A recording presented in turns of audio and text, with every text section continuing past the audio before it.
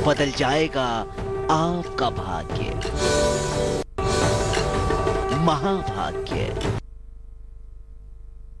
नमस्कार, बहुत स्वागत है आपका। आप देख रहे हैं महाभाग्य और मैं हूं आपके साथ शैलेंद्र पांडे।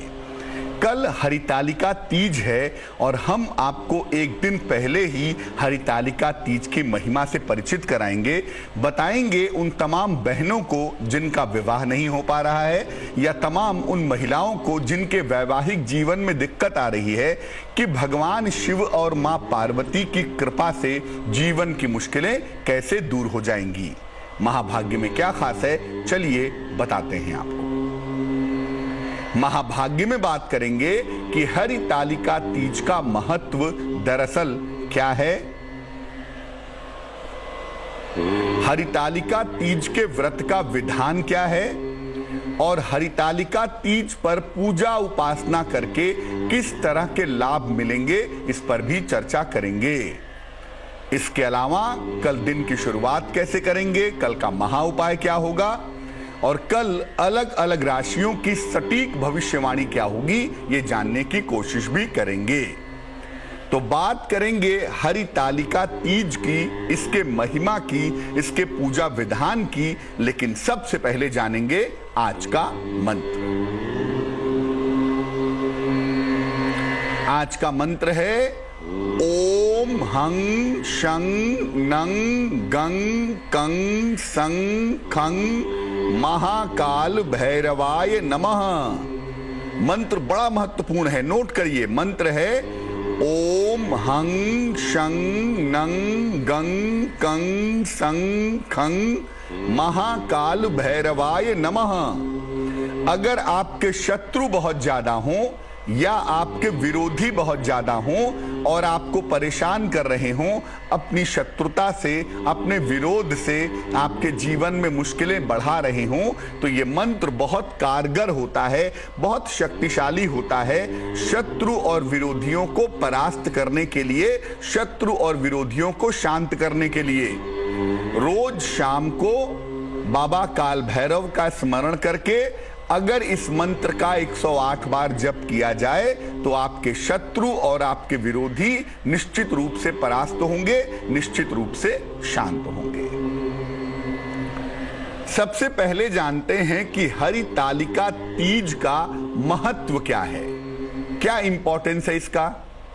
देखिए, इसको हरितालिका भी कहते हैं और हरतालिका भी कहते हैं।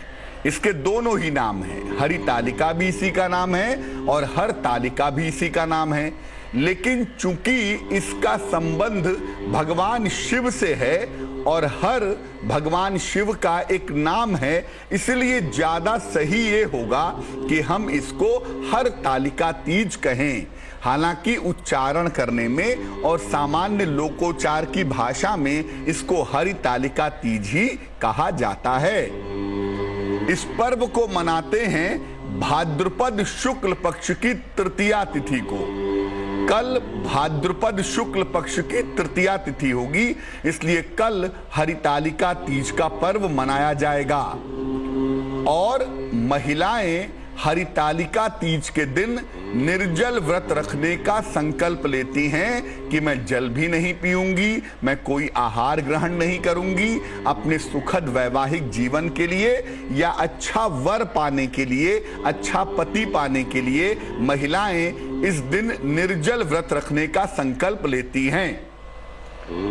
मुख्य रूप से ये पर्व मनचाहे और योग्य पति को प्राप्त करने का होता है। ऐसा माना जाता है कि मां पार्वती ने भी इस व्रत को रखा था, इस उपवास को रखा था, कठोर तपस्या की थी, सो उन्हें शिव समान एक अच्छा पति प्राप्त हुआ। इसीलिए जिन बालिकाओं का विवाह नहीं हो पा रहा है या जिन बालिकाओं की शादी नहीं हो पा रही है, अपने शीघ्र विवाह के लिए और मनचाहा और योग्य पति प्राप्त करने के लिए वो महिलाएं, वो बालिकाएं ये व्रत कर सकती हैं। हालांकि कोई भी स्त्री इस व्रत को रख सकती है जिसको अपने वैवाहिक जीवन को बेहतर करना हो, जिसको अपने वैवाहिक जीवन को अच्छा करना हो, ऐसी महिलाएं भी इस व्रत को रख सकती हैं। शास्त्र कहता है कि जिस दिन हरितालिका तीज होती है उस दिन हस्त गौरी नाम के एक व्रत को करने का विधान भी है। यानी मां पार्वती की एक और विशेष पूजा होती है हरितालिका तीज के दिन, जिसको हस्त गौरी कहते हैं, और इसको करने से निश्चित रूप से संपन्नता की प्राप्ति होती है, निश्चित रूप से प्रॉस्पेरिटी आती है। इस बार हरितालिका तीज 12 सितंबर को यानी कल के दिन मनाई जाएगी, तो आपके लिए बेहतर होगा कि आप कल हरितालिका तीज का पालन करें। उससे भगवान की कृपा आपको आसानी से मिलेगी। और खास तौर से जिन बहनों की, जिन बालिकाओं की शादी होने में अड़चन आ रही है, अगर वो कल के दिन शिव और पार्वती की पूजा करें तो उनका विवाह जल्दी से जल्दी हो जाएगा। अब ये जानते हैं कि हरितालिका व्रत का विधान क्या है। हरितालिका व्रत किया कैसे जाएगा। प्रातः काल संकल्प लेकर के निर्जल उपवास रखा जाएगा। संकल्प क्या लिया जाएगा? मैं अपने शीघ्र विवाह के लिए व्रत रखना चाहती हूं, या मेरा वैवाहिक जीवन ठीक हो जाए, मैं इसके लिए व्रत रखना चाहती हूं। जैसा भी संकल्प हो, संकल्प लेकर के निर्जल उपवास रखा जाएगा। अगर स्वास्थ्य ठीक नहीं है तो फलाहार भी महिलाएं कर सकती हैं। अब मान लिया स्वास्थ्य अच्छा नहीं है, डायबिटीज है, ब्लड प्रेशर है, दवा खानी है, ऐसी दशा में जल और फल ग्रहण करके भी ये उपवास, ये व्रत रखा जा सकता है। सायंकाल भगवान शिव और मां पार्वती की संयुक्त उपासना करनी चाहिए। शाम के समय भगवान शिव की और मां पार्वती की संयुक्त उपासना करना बेहतर होगा। शाम के समय उनकी ज्वाइंट पूजा करें। प्रदोष काल में जो सूर्यास्त के 45 मिनट पहले और 45 मिनट बाद का समय है, उस प्रदोष काल में भगवान शिव और मां पार्वती की पूजा करनी चाहिए। और उस समय स्त्रियों को संपूर्ण श्रृंगार करना चाहिए। चाहे आप अपने वैवाहिक जीवन के लिए व्रत रख रही हों या शीघ्र विवाह के लिए व्रत रख रही हों, संपूर्ण श्रृंगार करके मां पार्वती और भगवान शिव की पूजा करनी चाहिए। मां पार्वती को सौभाग्य का सारा सामान अर्पित करना चाहिए। सिंदूर है, बिंदी है, लिपस्टिक है, चूड़ियां हैं, ये तमाम सामान अर्पित करना चाहिए और उनसे अपने मनोकामना की पूर्ति के लिए प्रार्थना करनी चाहिए कि मनोकामना जल्दी से जल्दी बेहतर तरीके से पूरी हो जाए। जो विवाहिता स्त्रियां हैं, जिनकी शादी हो चुकी है और जो ये व्रत या उपवास रख रही हैं, वो अपनी सासू माँ को, अपनी मदर इन लॉ को सौभाग्य की वस्तुएं देंगी और उनसे आशीर्वाद जरूर लेंगी। यानी अपनी मदर इन लॉ को सौभाग्य की वस्तुएं दे करके अपनी सासू माँ को सौभाग्य की वस्तुएं दें, उनके चरण छूकर आशीर्वाद लें। ऐसा करने से आपका व्रत पूरा होगा। भगवान शिव और मां पार्वती की जब संध्या काल में पूजा हो जाएगी, प्रदोष काल में, तभी जाकर के इस व्रत का पारायण किया जाएगा, तभी जाकर के इस व्रत को समाप्त करना बेहतर होगा। हरितालिका तीज के दिन रात में जग करके भी अगर भगवान शिव और मां पार्वती की पूजा की जाए तो निश्चित रूप से आपके विवाह होने में अगर कोई अड़चन आ रही है तो वो अड़चन दूर होगी। और अगर आपकी शादी हो चुकी है, शादीशुदा जिंदगी में कोई तकलीफ है, तो कल के दिन भगवान शिव और मां पार्वती की पूजा से वैवाहिक जीवन की दिक्कत दूर हो जाएगी। ये जो हरितालिका तीज का दिन है, इस दिन मां पार्वती को अलग अलग तरह की चीजें अर्पित की जाती हैं जो सौभाग्य की सामग्रियां होती हैं, और इनको अर्पित करने से वैवाहिक जीवन से जुड़ी हुई या विवाह से जुड़ी हुई जो मुश्किलें हैं वो मुश्किलें दूर हो जाती हैं। अब ये जानते हैं कि तीज के दिन अलग अलग राशि की महिलाएं मां पार्वती को क्या समर्पित करेंगी जिससे या तो उनका विवाह जल्दी हो जाए या उनके वैवाहिक जीवन की मुश्किलें दूर हो जाएं। चलिए अलग अलग राशि की महिलाओं के लिए बताते हैं कि कल आप मां पार्वती को क्या अर्पित करेंगी जो आपके लिए बहुत सुंदर होगा, जो आपके लिए बहुत अच्छा रहेगा। अगर मेष राशि की बात करें तो मेष राशि की महिलाएं लाल चूड़ियां मां पार्वती को अर्पित करेंगी। लाल चूड़ियां अर्पित करना बेहद शुभ होगा, बेहद कल्याणकारी होगा। वृष राशि की जो महिलाएं हैं वो चांदी के बिछुए मां पार्वती को अर्पित करेंगी और उसको प्रसाद के रूप में अपने चरणों में धारण करेंगी। पैरों में बिछुए पहने जाते हैं तो प्रसाद के रूप में उसे स्वीकार करेंगी। मिथुन राशि की जो महिलाएं हैं वो मां पार्वती को हरे रंग की साड़ी अर्पित करेंगी, हरे रंग की साड़ी भेंट करेंगी और बाद में इसको प्रसाद के रूप में ग्रहण करेंगी। कर्क राशि की जो महिलाएं हैं वो इत्र और सुगंधित चीजें अर्पित करेंगी। इत्र और सुगंधित चीजें अर्पित करके इसका नियमित रूप से प्रयोग करेंगी, निश्चित रूप से लाभ होगा। सिंह राशि की जो महिलाएं हैं वो आलता अर्पित करेंगी। मां पार्वती को आलता अर्पित करें और उस आलते को शुभ और मंगल कार्यों के समय में लगाएं। कन्या राशि की जो महिलाएं हैं वो मां पार्वती को हरी चूड़ियां अर्पित करेंगी और बाद में प्रसाद के रूप में इसे धारण करेंगी। तुला राशि की महिलाओं को मां पार्वती को चांदी की पायल अर्पित करना चाहिए। चांदी की पायल को अर्पित करें और बाद में इसे प्रसाद रूप में ग्रहण करें, स्वीकार करें।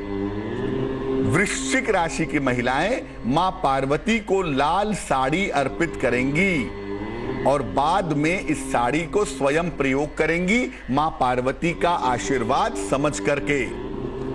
धनु राशि की जो महिलाएं हैं वो मां पार्वती को सिंदूर अर्पित करेंगी और बाद में इस सिंदूर का प्रयोग करेंगी।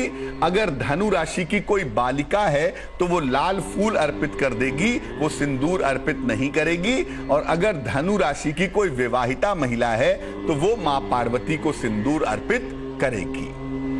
अगर कोई महिला मकर राशि की है तो वो आलता, सिंदूर और बिंदी मां पार्वती को अर्पित करेंगी और बाद में इसका प्रयोग करेंगी, बाद में इसका इस्तेमाल करेंगी। कुंभ राशि की जो महिलाएं हैं वो मां पार्वती को इत्र और सुगंध अर्पित करेंगी। निश्चित रूप से उनका विवाह जल्दी होगा या उनके वैवाहिक जीवन से जुड़ी हुई जो मुश्किलें हैं, जो समस्याएं हैं वो दूर हो जाएंगी। मीन राशि की जो महिलाएं हैं वो मां पार्वती को चांदी के बिछुए अर्पित करेंगी और बाद में इसको प्रसाद के रूप में स्वीकार करेंगी, प्रसाद के रूप में ग्रहण करेंगी। जो विवाहिता नहीं हैं, जो लड़कियां बालिकाएं हैं जिनकी शादी नहीं हुई है, वो मां पार्वती को लाल फूल अर्पित करें। उनके लिए बिछुआ अर्पित करना आवश्यक नहीं है। तो अपनी राशि के हिसाब से जब आप मां पार्वती को अलग अलग सौभाग्य की चीजें, अलग अलग सुहाग की चीजें अर्पित करेंगी तो निश्चित रूप से आपके वैवाहिक जीवन की मुश्किलें दूर होंगी। और अगर आपकी शादी नहीं हुई है तो आपका विवाह जल्दी से जल्दी हो जाएगा। अब आपको बताते हैं कि हरितालिका तीज के दिन यानी कल के दिन किस विशेष मंत्र का जप करना चाहिए, जो मंत्र जपने से विवाह जल्दी से जल्दी होता है, शीघ्र विवाह का वरदान मिल जाता है। वो मंत्र कौन सा है और उसको जपने का तरीका क्या है। हरितालिका तीज के दिन विवाह संबंधी मनोकामनाओं की पूर्ति के लिए एक विशेष तरह का मंत्र आपको बताएंगे। इस मंत्र का 11 माला जप करना चाहिए, यानी 11 गुणे 108 बार। और मंत्र का जो जप आप करेंगी वो रुद्राक्ष की माला से करेंगी और संपूर्ण श्रृंगार करके ही मंत्र का जप करना फायदेमंद होगा। संपूर्ण श्रृंगार करके ही मंत्र जपना लाभकारी होगा। संध्या काल को यानी कल जो प्रदोष काल है, सूर्यास्त के 45 मिनट पहले और 45 मिनट बाद का जो समय है प्रदोष काल का, उसमें मंत्र जप करना सर्वोत्तम होगा। मंत्र क्या होगा, स्क्रीन पर देखें मंत्र क्या है। मंत्र है, हे गौरी शंकर अर्धांगी यथा त्वाम शंकर प्रिया। हे गौरी शंकर अर्धांगी यथा त्वाम शंकर प्रिया तथा माम कुरु कल्याणी कांत कांता सुदुर्लभाम। तथा माम कुरु कल्याणी कांत कांता सुदुर्लभाम। यानी जिस तरह से आप भगवान शिव की प्रिय हैं, जिस तरह से आपको शिव समान अच्छे पति मिले हैं, वैसे ही मेरा भी कल्याण करके मुझे शिव के समान अच्छा पति प्राप्त करने का आशीर्वाद दीजिए। ये मंत्र कल कोई भी बालिका जिसके विवाह में अड़चन आ रही है, कल अगर 11 माला जप करती है तो उसकी शादी जल्दी से जल्दी होने की संभावना बन जाएगी। इस मंत्र का जप करने से मनचाहे और योग्य वर की, मनचाहे और योग्य पति की प्राप्ति जल्दी से जल्दी हो जाती है। तो कल हरितालिका तीज है और अगर आपके वैवाहिक जीवन में दिक्कत है तो कल संध्या काल में शिव पार्वती का पूजन करके उनसे प्रार्थना करें, आपका वैवाहिक जीवन बेहतर होगा। और अगर आपकी शादी जल्दी नहीं हो पा रही है, आपकी शादी होने में अगर अड़चन आ रही है, तो ऐसी दशा में भी कल भगवान शिव और मां पार्वती की पूजा करें, आपका विवाह जल्दी से जल्दी। स्वागत है आपका ब्रेक के बाद। ब्रेक पर जाने के पहले हम आपको हरितालिका तीज की महिमा के बारे में बता रहे थे। अब बात करेंगे कि आपके लिए कल का दिन कैसा जाने की संभावना बनती है। आपके सवालों के जवाब भी देंगे, लेकिन उसके पहले जान लेते हैं कि कल का दिन आपका बेहतर कैसे बीतेगा, क्या होगा कल का महा उपाय। कल प्रातः काल भगवान कृष्ण को 2 पत्ते तुलसी के अर्पित कीजिएगा, इसे प्रसाद के रूप में ग्रहण कीजिएगा। इसके बाद घर से निकलिएगा, पूरे दिन के कार्यों में आपको आसानी से सफलता मिलती रहेगी। चलिए अब जान लेते हैं कि कल के लिए आपकी राशियों की स्थिति कैसे रहने वाली है। सबसे पहले मेष राशि। मेष राशि वालों की आर्थिक स्थिति कल के दिन बेहतर दिखाई दे रही है। फाइनेंशियल मुश्किलें दूर होंगी, लेकिन अचानक यात्रा पर जाने के लिए आपको तैयार रहना पड़ेगा। इसके अलावा आपको थोड़ा सा ध्यान अपनी सेहत का भी रखना होगा। सेहत के मामले में कल लापरवाही मत कीजिएगा। शुभ रंग आपका नीला होगा और भाग्य आपका साथ निभाएगा 80%। वृष राशि वालों के करियर में बदलाव की संभावनाएं इस समय बनी हुई हैं और करियर में बदलाव हो सकता है। मेंटली आप ज्यादा मजबूत होंगे, मानसिक रूप से ज्यादा मजबूती आएगी। किसी प्रियजन से मुलाकात की संभावना बन रही है। शुभ रंग आपका आसमानी होगा और भाग्य आपका साथ निभाएगा 90%। मिथुन राशि वालों को धन की हानि हो सकती है, धन का नुकसान हो सकता है। वाहन चलाने में परेशानी हो सकती है, वाहन का भी ध्यान रखना चाहिए। वाणी और क्रोध पर नियंत्रण बनाए रखें। शुभ रंग जिसका इस्तेमाल करेंगे वो होगा पीला और भाग्य आपका साथ निभाएगा 60%। कर्क राशि के लोगों का आर्थिक पक्ष कल के दिन बेहतर दिखाई दे रहा है। फाइनेंशियल मुश्किलें दूर होंगी। पारिवारिक जीवन आपका यकीनन बेहतर होगा और इस समय करियर में बदलाव की संभावना भी बनी हुई है। शुभ रंग जिसका इस्तेमाल करेंगे वो होगा गोल्डन यानी कि सुनहरा और भाग्य साथ निभाएगा 75%। सिंह राशि वालों के करियर में बदलाव के योग बने हुए हैं। कुछ परिवर्तन करना चाहते हैं इस समय। जिम्मेदारियां हालांकि आपकी लगातार बढ़ रही हैं, दौड़ भाग भी थोड़ी बढ़ेगी ऐसा लग रहा है। शुभ रंग आपका लाल रहेगा और भाग्य साथ निभाएगा 70%। कन्या राशि वालों को कल धन लाभ के योग दिखाई दे रहे हैं। फाइनेंशियल बेनिफिट होगा। आपकी तमाम बाधाएं समाप्त होंगी, तमाम बाधाएं खत्म होंगी। करियर के तमाम फैसलों में इस समय सावधानी बनाए रखिएगा। शुभ रंग सफेद होगा और भाग्य साथ निभाएगा 75%। तुला राशि के लोगों के लिए दिन भर व्यस्तता दिखाई दे रही है। काम का प्रेशर दिख रहा है, काम का दबाव दिख रहा है, लेकिन धन लाभ के योग भी जरूर बने हुए हैं। शुभ रंग जिसका इस्तेमाल करेंगे वो होगा हरा और भाग्य साथ निभाएगा 75%। वृश्चिक राशि के लोगों को लिखा पढ़ी के मामले में सावधानी रखनी है। पद प्रतिष्ठा का ध्यान बनाए रखना है और अगर कहीं पैसा फंसा हुआ है कोशिश कीजिए, डूबा हुआ धन प्राप्त होगा। शुभ रंग जिसका इस्तेमाल करेंगे वो होगा क्रीम और भाग्य साथ निभाएगा 65%। धनु राशि वालों के करियर में बदलाव की संभावनाएं दिख रही हैं। जिम्मेदारियां भी आपकी बढ़ेंगी कल के दिन। परिवार में हालांकि कोई शुभ और मंगल कार्य होता दिखाई दे रहा है। शुभ रंग जिसका इस्तेमाल करेंगे वो होगा नारंगी और भाग्य साथ निभाएगा 70%।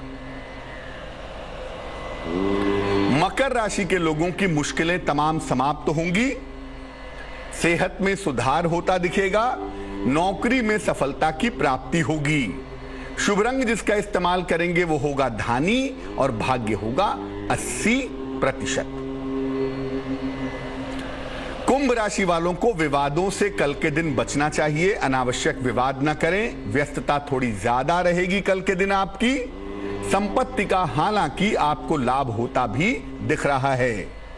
शुभ रंग जिसका इस्तेमाल करेंगे वो होगा सफेद और भाग्य आपका साथ निभाएगा 70%। मीन राशि वालों के संतान के मामले की तमाम चिंताएं दूर होंगी। जीवन साथी का सहयोग मिलता हुआ दिखाई देगा। कहीं घूमने जा सकते हैं, यानी दिन आपका बेहतर होगा। शुभ रंग आपका लाल होगा और भाग्य साथ निभाएगा 75%। एक दर्शक जुड़ रहे हैं हमारे साथ, किरण लता हल्द्वानी से, उनसे बात करते हैं। बताइए। हाँ पंडित जी नमस्कार। जी नमस्कार। हमें अपने बेटी के बारे में पूछना था। बेटी तो 7 साल की है, उसकी है जन्म 10/11/11। समय बताइए। और 10/11/11 समय है रात को, दिन को 11:30 मिनट 1:36 सॉरी। कहाँ पे जन्म हुआ है? जो है सुल्तानपुर। पूछिए क्या सवाल है।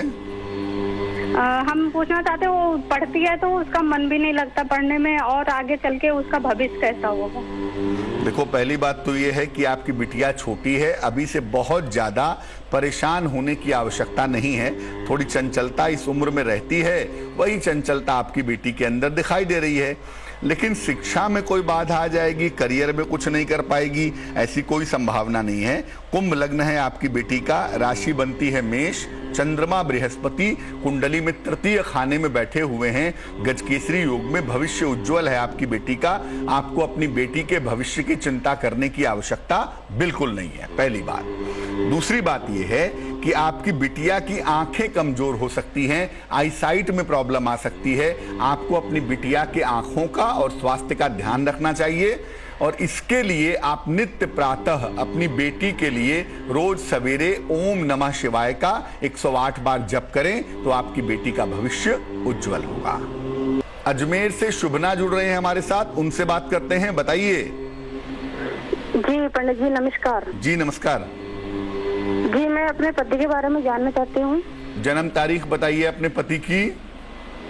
जन्म तारीख तो मुझे ठीक से पता नहीं है। कितनी उम्र है उनकी? उनकी उम्र करीबन होगी 34 के करीबन है। 1 से 9 के बीच में कोई संख्या बोलिए। 4। पूछिए क्या प्रश्न है। जी वो कोई भी काम करते हैं तो उनमें उनको सफलता नहीं मिलती है, कोई भी काम करते हैं तो बीच में छूट जाता है, इसलिए जानना चाहती हूँ। देखो, आपकी जो प्रश्न कुंडली इस समय बनती है उसके हिसाब से आपके पतिदेव के जीवन में जो सुधार होगा वो जनवरी 2019 से होगा। तब तक आपको वेट करना चाहिए। जनवरी 2019 के बाद से चीजें यहां पर ठीक होती हुई दिख रही हैं। आने वाले समय में व्यापार करेंगे, इस बात की संभावना दिखाई देती है, और व्यापार इनका अच्छा होगा। 3 महीने के बाद से इनकी स्थितियां पूरी तरह से बेहतर हो जाएंगी। 2 उपाय करने की आवश्यकता है। एक तो अपने पतिदेव को कहें कि रोज शाम को 108 बार राहु के मंत्र का जप करें। ओम रांग राहवे नमः, ओम रांग राहवे नमः। अगर इस मंत्र का रोज शाम को 108 बार जप करें और शनिवार की शाम को पीपल के वृक्ष के नीचे सरसों के तेल का दीपक जलाएं तो इनको निश्चित रूप से लाभ होगा। एक दर्शक जुड़ रहे हैं दिल्ली से हमारे साथ, उनसे बात करते हैं। बताइए। पंडित जी नमस्कार। जी नमस्कार। पंडित जी मैं जानना चाहता था, मेरा ना आजकल थोड़ा एक्सीडेंट वगैरह ज्यादा हो रहा है, तो उसको थोड़ा बता दीजिए क्या है। डेट ऑफ बर्थ बताइए अपनी। 6 जून 1985। समय है शाम को 7:30 के तकरीबन। कहाँ पे जन्म हुआ है? ये झांसी जिला। देखिए, जो आपकी कुंडली हमारे पास बन पा रही है, इस कुंडली के हिसाब से आपके ऊपर 7.5 का जबरदस्त प्रभाव इस समय दिखाई दे रहा है और शनि मंगल की स्थिति भी पिछले दिनों तक बहुत अच्छी नहीं थी। इस वजह से आप बार बार दुर्घटनाओं के शिकार हो रहे हैं। लेकिन आपके जीवन में कोई ऐसी समस्या नहीं आने वाली है जिसकी चिंता की जाए। अगर छोटी मोटी दुर्घटनाएं होती भी हैं तो आप उससे सुरक्षित बने रहेंगे। आपको चिंता करने की बिल्कुल भी जरूरत नहीं है। देखिए, शनिदेव की समस्या है आपके लिए, तो इसके लिए आप ऐसा करें कि हर शनिवार के दिन पीपल के वृक्ष के नीचे सरसों के तेल का दीपक जलाएं। दूसरा, लाल रंग के वस्त्र थोड़े कम पहने। लाल वस्त्र पहनने से दुर्घटना की संभावना बनेगी, तो एक तो दीपक जलाएं, लाल वस्त्र कम पहने और अगर संभव हो तो रोज सवेरे या जब भी घर से निकलते हैं, सवेरे शाम को जब भी आपको वक्त मिलता है, उस समय एक बार हनुमान चालीसा अगर आप पढ़ें तो आपको निश्चित रूप से लाभ होगा। आपका बेहतर समय इस साल के 10 अक्टूबर से शुरू हो रहा है। उसके बाद आपको करियर में, धन के मामले में और जीवन के मामले में सफलता प्राप्त होगी। एक दर्शक जुड़ रही हैं, ऋतु हैं हमारे साथ लखनऊ से, उनसे बात करते हैं। ऋतु बताइए। हाँ पंडित जी, हरिओम। जी नमस्कार, बताइए। पंडित जी मुझे अपने कैरियर के बारे में पूछना है। जन्म तारीख बताइए। 15 मार्च 1992। समय? दोपहर के 2 बजे। कहाँ पे जन्म हुआ है? कानपुर में हुआ है। पूछिए क्या सवाल है। पंडित जी मेरा कैरियर मतलब कैसा रहेगा, मैं किस फील्ड में जाऊँ, अभी तैयारी कर रही हूँ, क्या सही है? देखो, आपकी कुंडली ये कहती है कि आपके बेहतर करियर को शुरू होने में कम से कम 2 साल का वक्त है। वर्ष 2020 में सफलता मिलने की संभावना प्रबल है। कर्क लग्न है, कर्क राशि है। बृहस्पति नामक ग्रह जो कि नौकरी का मालिक है, 10वें खाने को एस्पेक्ट कर रहा है। निश्चित रूप से शिक्षा के क्षेत्र में, SSC जैसे क्षेत्र में आपको एक बेहतर नौकरी मिलनी चाहिए, इस बात की संभावना दिख रही है। एक मूंगा बनवाकर पहन लें, एक देसी मूंगा इंडियन कोरल, वजन में 10-12 रत्ती, तांबे या सोने की अंगूठी में, दाहिने हाथ की अनामिका उंगली में। मंगलवार की प्रातः मूंगा पहनना आपके लिए फायदेमंद होगा। चलिए अब जान लेते हैं कि भगवान की कहानी आज क्या कहती है। कथा आती है ऐसी कि भगवान सूर्य हनुमान जी के गुरु थे और हनुमान जी को गुरुदक्षिणा के रूप में उन्होंने कहा कि आप शनिदेव को समझाइए कि शनिदेव जो मुझसे शत्रुता रखते हैं, जो मेरे साथ विवाद करते हैं, मेरे साथ प्रेम के संबंध नहीं रखते हैं, यानी पिता पुत्र में जो संबंध खराब है वो उसे ठीक करें, रिश्तों को बेहतर करें।